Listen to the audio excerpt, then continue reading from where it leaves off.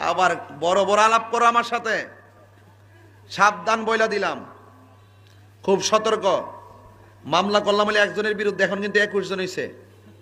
সবির এজহার লিখতে সময় লাগতেছে, পেন ড্রাইভের মধ্যে ঢোয়ান লাগতেছে, লিঙ্ক কানুন লাগতেছে, একটু সময় লাগতেছে। যেটা দালালি করছো তাড়াতাড়ি ফিরে আসো। আমার নবীকে দুনিয়াতে আসার আগে এবং পরে মাঝখানে 1 সেকেন্ডের জন্য অস্বীকার করার কোনো সুযোগ নাই। তাকে আমলে নেওয়ার তো আমাদের দরকার নাই, ঠিক কিনা ভাই? আমি একটা জিনিস শুধু বলবো যে তিনি যে বক্তব্যটি দিয়েছেন, এই বক্তব্যের দুই দিক দিয়ে অপব্যাখ্যা হচ্ছে। একটা হচ্ছে তিনি একটা প্রশ্নকারী প্রশ্নের উত্তর দিয়েছেন, আর আমরা তার শত শত প্রশ্নে দেখেছি প্রশ্নটা পুরোটা যেটা করে প্রশ্নকর্তা সেটার অপূর্ণাঙ্গতা থাকলে তিনি পুরো প্রশ্নটা পড়ে তারপরে উত্তর দেন।